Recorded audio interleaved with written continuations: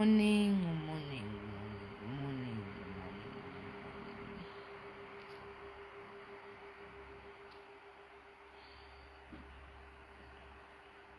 Morning, Marara say. Hello. Hello, everyone. Hello, good people. Hello.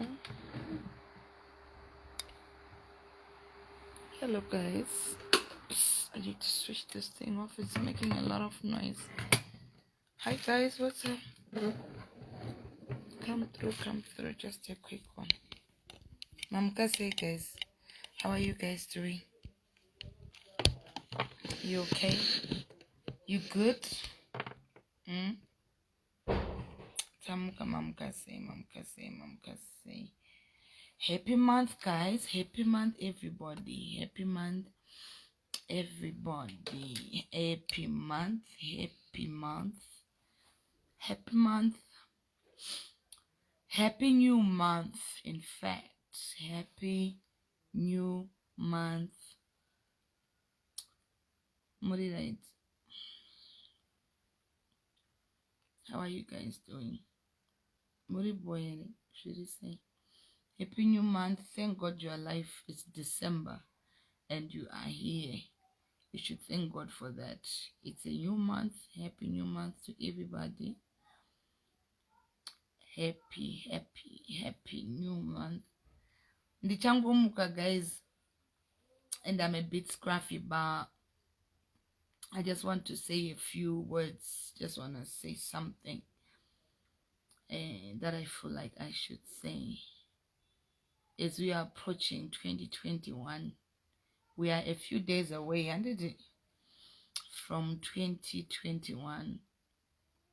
I just want to say one or two things to ndambozvinyora, but ndati ndinyatsozvitaura andika akutaura nevanhu vatinoremekedza zvikuru, these prophets, these pastors, these spiritualists, these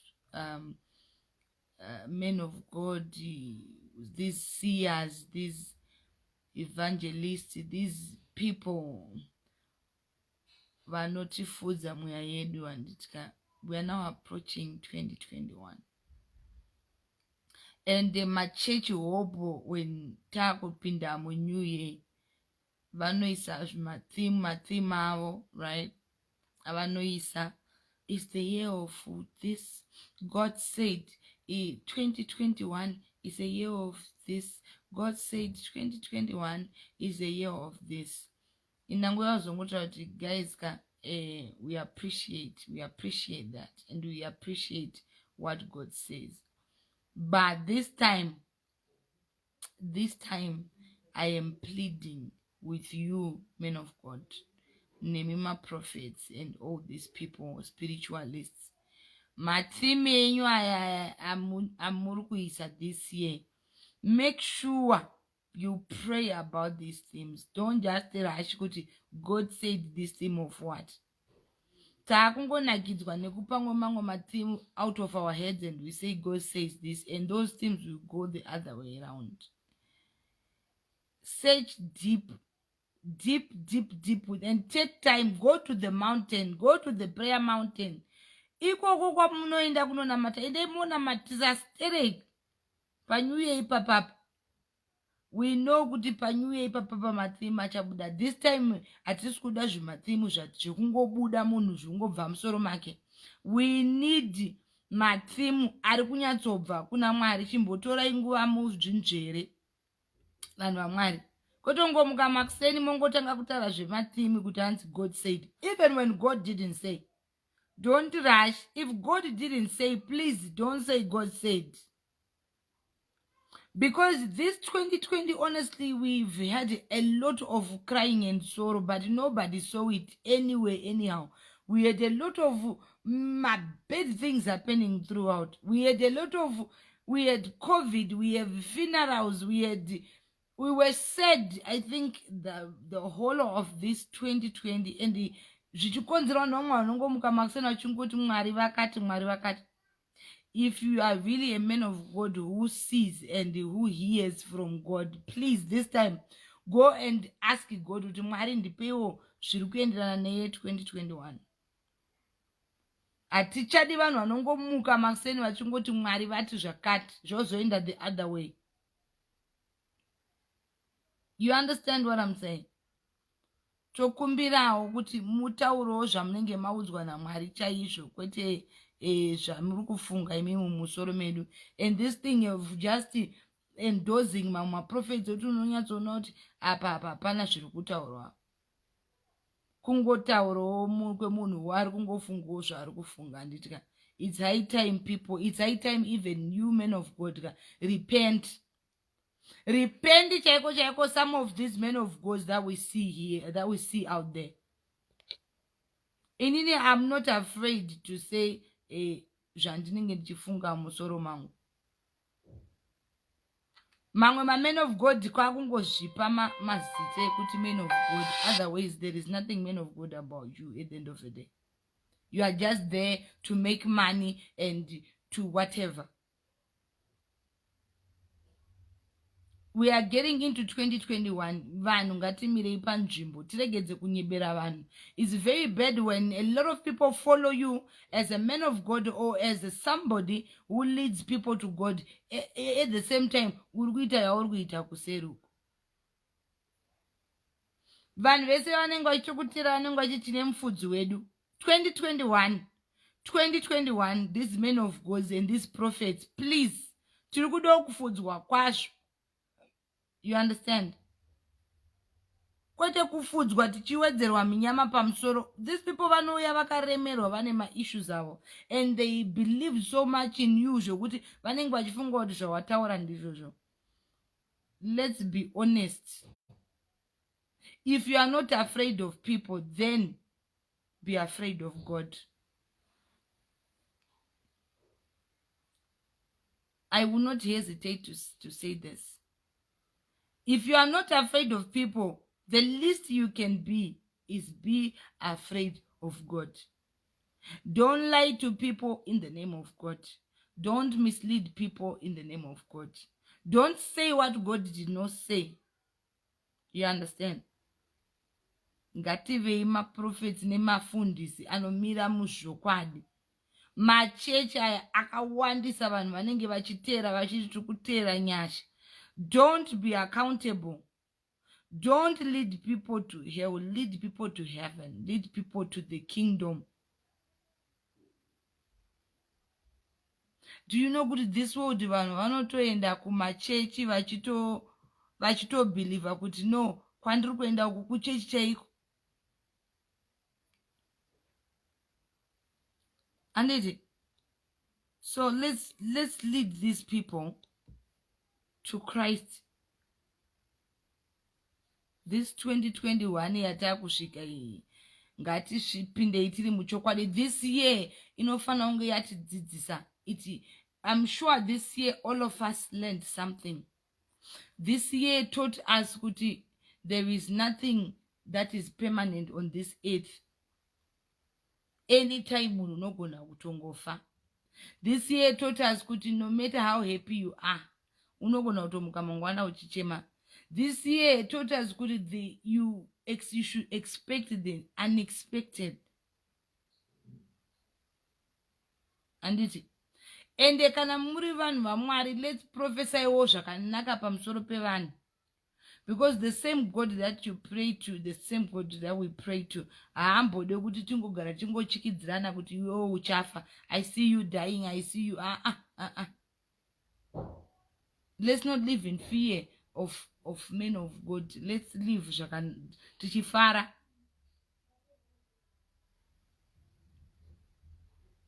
This 2021 no, vanhu vaMwari ngatichinje maitiro, especially vamaprophets nemafundisi. Vanhu ityayi sangano, kuyererwa nesangano chaiyo kuti no, sangano iri ndakaripiwa naMwari. Don't play around with people's minds. Don't play around with people's trust. Don't betray your congregation. Kana Mwari asina kutaura usati Mwari ataura. Learn to differentiate between iwewe kana kuti Mwari. kwete ngoti zvese ndimwari ataura. Search deeper, pray deeper about what you are going to tell people. I know musi wa31 mufundisi wese anenge ane thimu yake yaada kutaura, but from now on nhasi ndi1 tangai kunamatira thimu iyoyo kuti Mwari, I need to tell my congregation theme iri kubva kwamuri, kwete kwandiri ngoti it's the year of whatever, when it will go the other way around.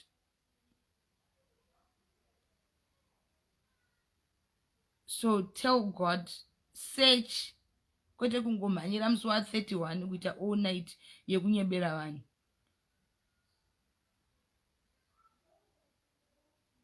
And this year 2021, hey Mwari, my wish I to wipe away all this fake men of God that has flooded our communities, these money mongers, these fake, these wolves in sheep's clothing.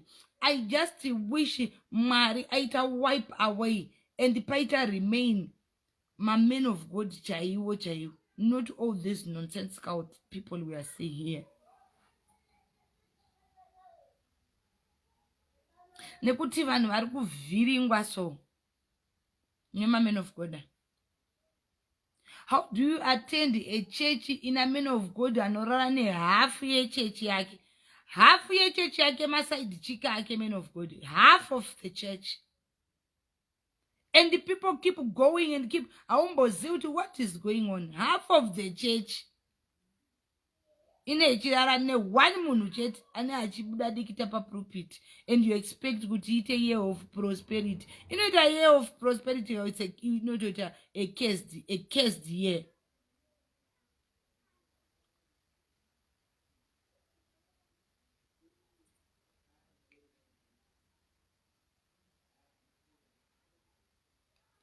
Vanhu votomukira nevo vasikana vacho vanenge vachimukira vachienda uchiona vakachena kudai vakabhandeja ningirikini shure yese yakabhandejwa kubhandejerwa munhu waMwari watiri kuti isusu tiri kuda kunodzikinurwa kuti how do you cross over? How do you cross over church ine men of God ari kulamba staba youth yese pano nekokoko?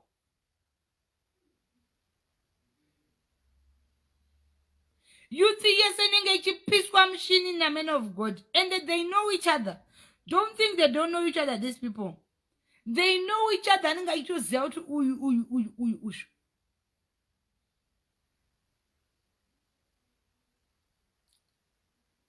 This 2021, in my prayer is God to wipe away all these people who pretend to know you, who pretend they are closer to you, who pretend you speak to them. And my wish is Mwari dayachi, and then those are not it. Mwari antaura nemunhu wese futi at the end of the day. Wakanyatso shinga so ukanamata Mwari antaura newe so directly.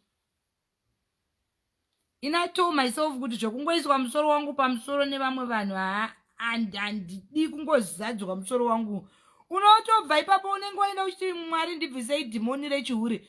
Unosvika unoiswa maoko pamusoro ka napresident wechihure. Unodzoka watobhichochora hafu chaicho, hapana kana dzikinuro yaunomboita because watoiswa nemhombwe last. Saka chechi yacho inobudira sei? Uchingoreceiva chii chaunoreceiva pamhombwe zvayo, chaune uchireceiva chii kudai uchibatwa musoro zvichizadzwa pauri. Unotobva ipapo wakutopenga kwese. Why my things not moving? The pastor or the prophet prays for me. Why is it whenever the prophet prays for me, it gets worse? Uri kunamatirwa nemunhu asiri yari todawo kunamatirwa.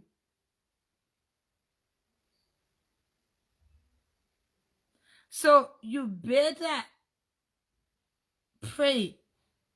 Even kusamirira kunamatirwa, usamirire kuda kunamatirwa nevanhu vanozvititisu tiri padhuze naMwari. Do you know unogona iwe utori padhuze naMwari kudarika prophet wako kana pastor wako? Unogona ngori pa nearest chaipo.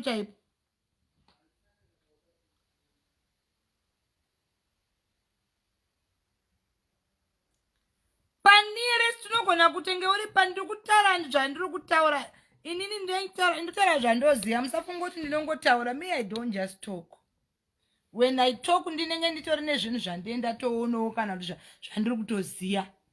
Why so much you want to idolize mumwe munhu? 2021 gara pasi upfugame nemhuri yako zviise wega maoko ako pamusoro kuti Mwari this year ndikuda kuti zvidai. Pray for me. Pray for me. Can't you pray for yourself?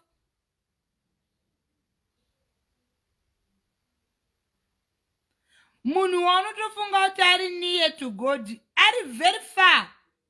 Mumwe munhu waunotofunga kuti Mwari anomuziva Mwari anototi please handidi kana kuzikamo. Kungoti Mwari wacho dai aimbodzika achirova vanhu mamupama muchezura chaiwo kupapa Mwari dai achidzika kumamisa vamwe vanhu chaiko kuti iwe siyana nekuti nezita raJesu.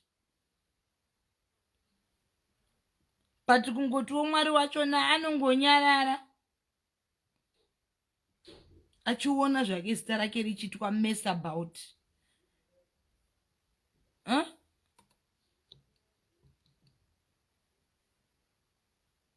So guys, 2021 ka ziya zvauri kuda iwe, usada kumirira zvekuti hanzi thimu izvo zvemathimu ekudhakwa, izvo mathimu ekudhakwa atinenge tichinyeberwa. Zvipe wega thimu yako, so kuzvipa wega kuti no 2021 Mwari ka I need a peace of mind. I need my peace. I need my peace.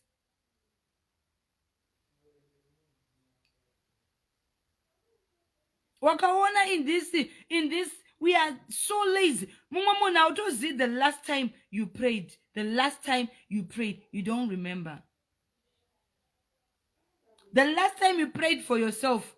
Unomira kuna matirwa nemunhu anenge ane congregation ine vanhu million anenge anozokunamatira nguvai. Pray for yourself before you go to church. Wabva wasvika kuchurch ozonamatirwa, but wambozvinamatira mumba kumuka makuseni. God, I thank you for today. I thank you for waking up. I thank you for 2020. We experienced what we experienced, but as we enter the new year, new things, new joy, no more tears, no sickness in my family. I declare good things. I declare good things in my house. I declare, you understand what I'm saying? Those are ungozvitira oda kudeclarewa nemumwe munhuwo zvake.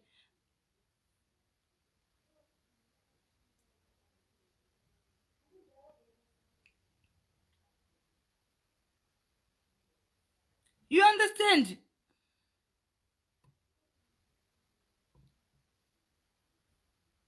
A lot of con people, a lot of con men, a lot of people are now doing business. Nesta Ramari. Business chairo. Yato business because Mwari wacho akanyarara. That's the thing. Ataura hakewe sarakira kushandiswa for business. And some churches have become companies, business places. Okutumboza kuti tiri kuenda nekupi tichibva nekupi hapana. And if we check proper, some churches actually have forgotten to preach about the coming of the second coming of God. Vanongopreacha izvozvo zvine chekuita nebhegi koko remind us kuti God, Jesus is coming. Kasi hachadzoki. Why can't you tell us Jesus is coming? Repent. These days, mama pastor, actually, repent because he kunyura muzvivi. Mukuru wezvivi. Anokuda repent could say. Mama pastor ndo vakungogara neshoko rekuti don't judge because haachakwanise kujudge kuti sister yamuri kuita aite. Because naiyo anoita. Saka ninga chimoti don't judge. Jesus is the judgment.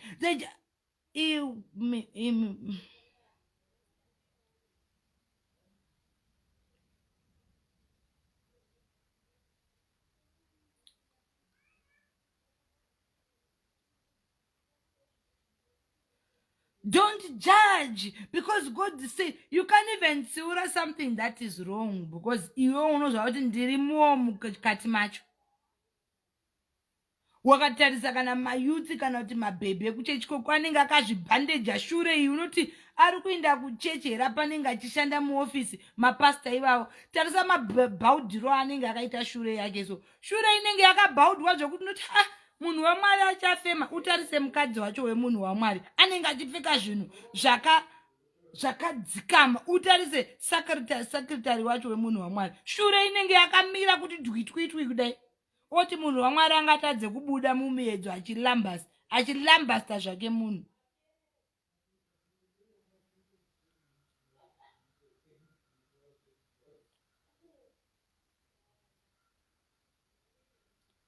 Shure inenge yakaauta sketi yacho unozanda unoshaya kuti akomanaka ndisekretari wemunhu wamwari here uyu.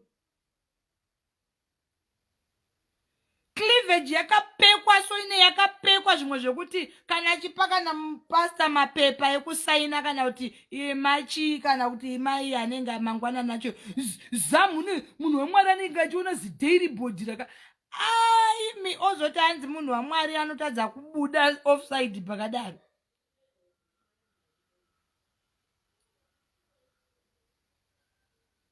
Umuone kana akudikitira paningirikini pastage pari. Hallelujah. Oh, rikatoba. Agara pasi. Aba kulambasta zvake sekretari wake. Amai vaye vanenge vakati zvidhuku maimfundisi vakarova rumwe rudhuku rwekuti unoshaya kuti zviri kumbofamba sei chaiko.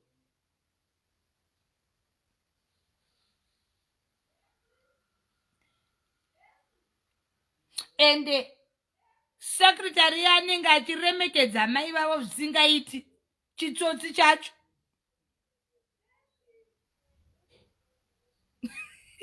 Hanzi naFidelisi comrade Maudovra ina andivhure chechi. Andivhure chechi. Chechi yangu inde pana pa Facebook pa.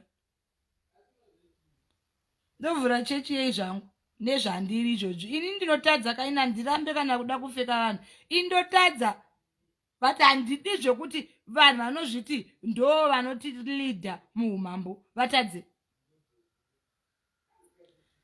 Nekuti kana uchindilidha muumambo ka usaite zvinhu zvokuti ndifungoti saka what am I doing kuchechi kwako. Ndauya nenhau yangu chaiyo chaiyo. Nevamwe vanonzi yaiti kuonei ma1 on 1 kubhaudhana chete ma1 on 1 kubhaudhwa chete kunenge kuchiitwa mwanasikana 1 on 1 kuita sei nemunhu anenge akabhaudha shure yese yakabuda kudaiso. Vabvunzei kuti kwamamainda uku zvafamba sei. Hapana kana shoko ramboparidzwa. Munhu apiswa zvake mushini.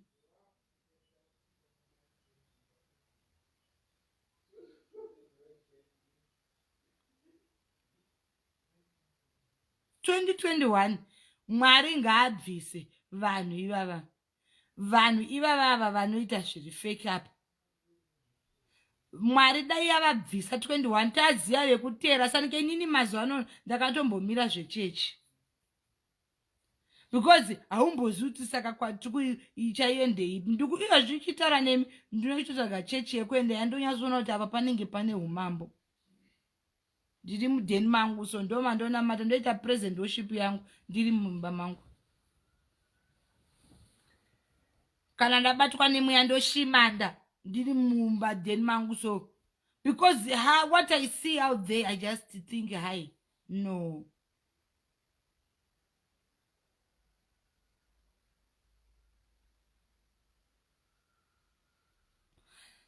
Ivo vakadzochiwa nei vachingodawo tumari ivo tumari twemaofaring twavanopiwa tumari twemaofaring twavanogoverwa kuti kana asisazogoverwe mari yemaofaring ka ndo panotanga kuti munoziva isusu we see these things.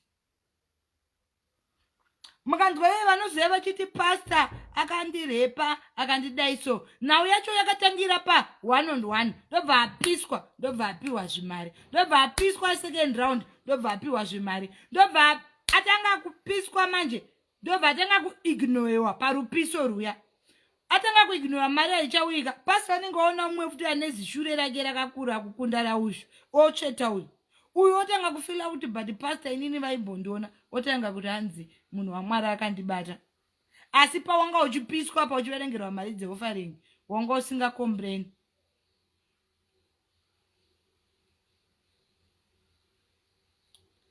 That's what they do.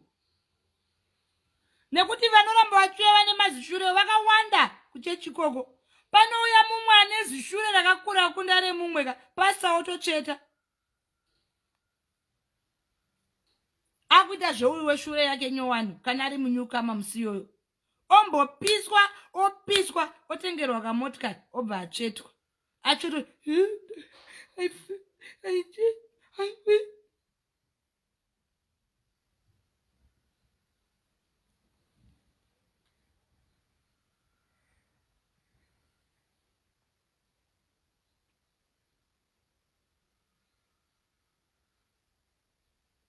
ndikukutaurira ini handisi kutaura zvinhu zvandisingazivi.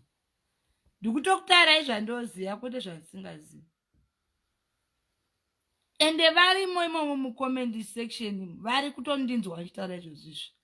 Kuti kana wanga uchipiswa uri panyanga munhingirikini panguva iyoyo, pachauya mwane shure yakakura anenge akati shuu kudai so, yekuti kana achitamba chaiye chaiye Jesu ndewami wamudzima wamuleva, shure inenge ichiti gudu gudu gudu gudu.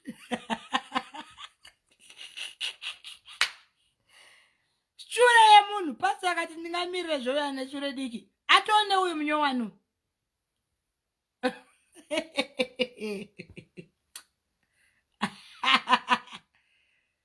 Ah.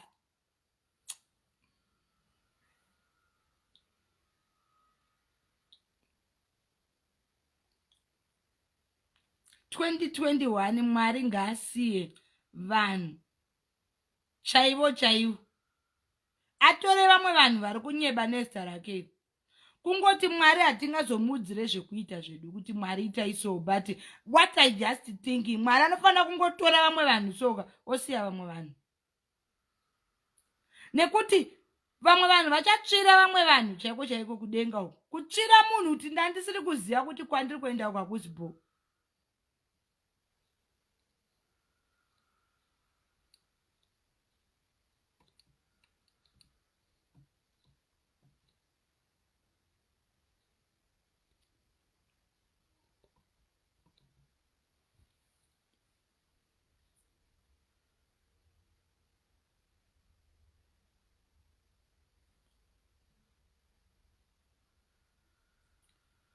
Profeti unongogara achingoti munhu ngaasare, munhu ane achisarirei ngaasare. Tell that lady to see me after sex. Anosarirei ende why achida kusara pasina mukadzi wemunhu waMwari?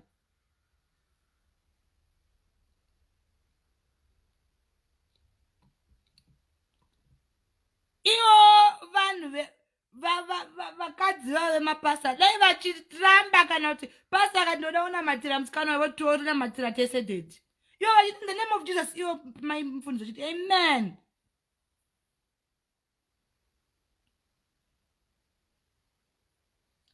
Dai vachidaro chokwadika zvinhu vanhu vaenda kudenga kuti baba pai pamati muda kusara muchinamatira musikana ndoda unge ndiripo, because shoko raMwari rinotaura kuti munenge mave nyama imwe. Saka hapana chinotadzisa prayer kupinda ipapa. Nofanira kutaura kuti dedi pamuchanamatira musikana yoda unge ndiripo, tione kuti shure yacho vachainamatira sei iwe uripo. Wakagara hako mukona uchingoti amen.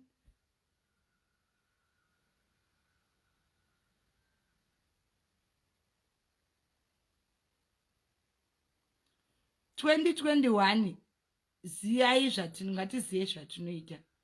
Maybe ndosaka takazosangana nemamwe maproblems esati takaita 2020. Do you know time Mwari kare hanzi vaitsamwa? Hanzi Mwari vaitsamwa like kudhara vaibva vatumira panguva yaNoa Mwari vakadhinwa ndobva vatumira mvura. Panguva inguva yanizve vakatsamwa vakatumira chi? but mazuva ano handichezi kuti wai Mwari vacho vasisatsamwa. Pamwe vakatsamwa ndosaka vakatumira maybe urwere hwakadai hwatakawana 2020.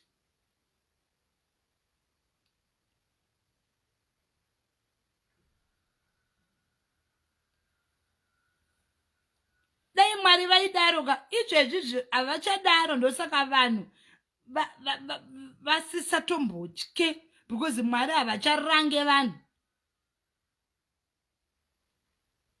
Dai Mwari airanga chaizvo chaizvo, handifunga kuti zvese zvinoitwa izvi zvingadai zviriko.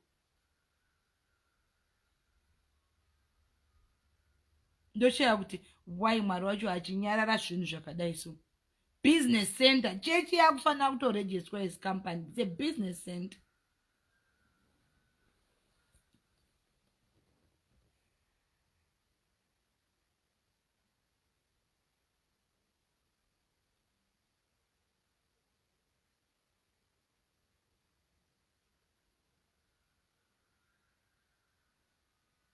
(2021) guys, pray. Let's just pray about 2021.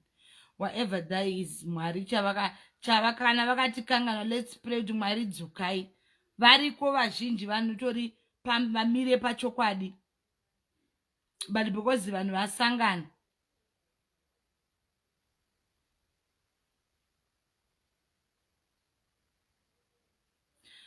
You know, kana tichitaura zvinhu izvi isusu kazvoita ngauri kutaura inini handitaure, you know, ini handitaure kwandisina kuswera.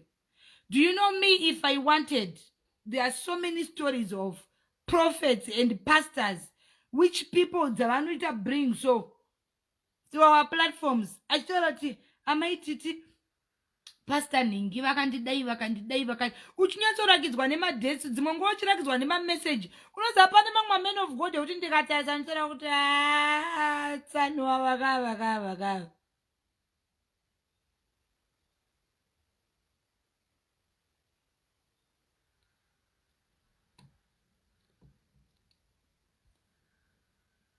Uchiverenga mameseji ekuti unoshaya kuti ndiye munhu waMwari here anorira nendimu uye anenge achiti bhebhi, saka wati, saka ndiri kuda pakati.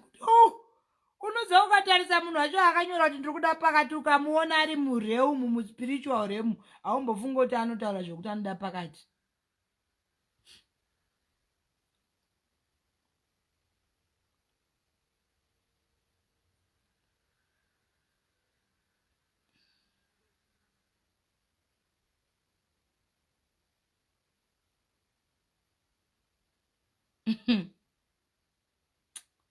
Vanhu vavo ndo vane masasi ekuti munofunga kuti mune masasi patauni. Vanhu vavo vane masasi ekuti ukamaverenga unogona kurana yako inogona kumbofreeza 2 minutes. You understand?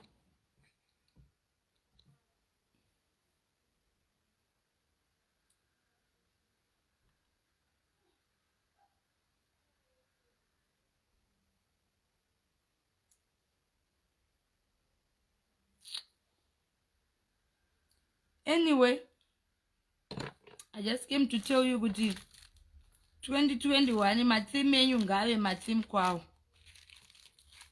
Otherwise, tichangoita sanuke tiri mu2020. Tichinje maitiro. And when we pray, let's pray in truth. Of course, we are people. And it's tinotadza. But Mwari anogara kutaura kuti still dzoka. Hanzi naMelissa Mai Tt maregere kuenda kubasa. Handindomukira kubasere wangu. Handimukire kubasa. That's not my thing. Ngatinamate Mwari mweya nemuchokwadi. Auntie guys, ndozvandanguya zokutaura. Iyo chatona maprophets edemachibhoika nezvandataura. Iwo kana uchingoziva kuti shoko iri ranga richingoreva kuti ngatinamate mweya nemuchokwadi, hafanira kubhoikana. But kana uchiziva ndiwa ndikutaura abhoikana stereki. Ende kana wabhoikana chigara pasi ufunge because zvichabuda chete pachena rimwe zuva. Ende zvichabuda zviri izvo chaizvo. Unoziva pano mwana ufunga kuti havabatwi pano pasi.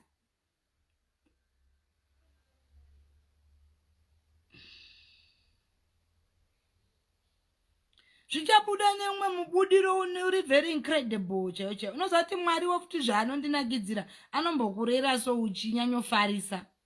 Zvichazongoti boom so zvekuti hauna kana marambiro aunozviita. Musiwo panenge pasina kamurambiro.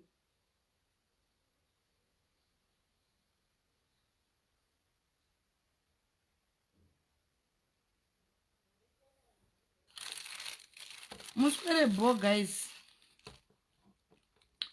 I'm just waking up. Asandi atomuka ndichiri pambed. Saka ndakuchimuka chete. Ndigeze zvangu ndiende kumaraunds, muzvimaraunds.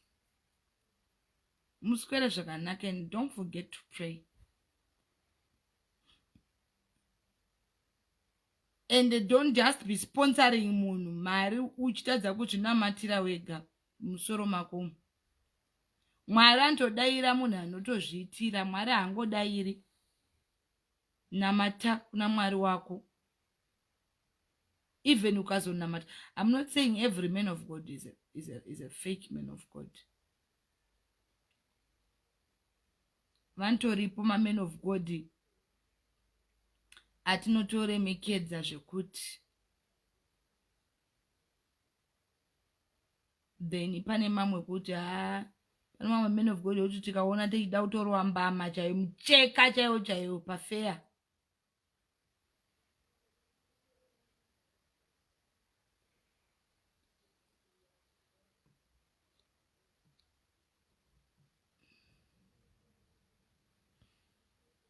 Have a good one. God bless you. Hanzi naFidelis baba kwangu wapi kwa wakazomboona munomba muna baba wepe kwangu. Vaunobvunza kuseni kuno.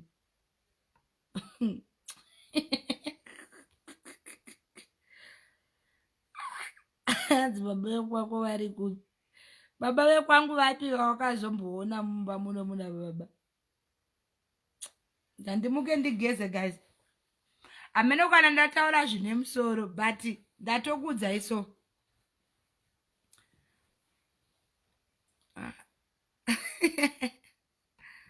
Hanzi vamuka sei baba wobhina vamuka zvavo. Ndambomuka ndikamhoresa paWhatsApp. Tisuva yemarong distance relationship. Shongomuka toti good morning. Ari bo.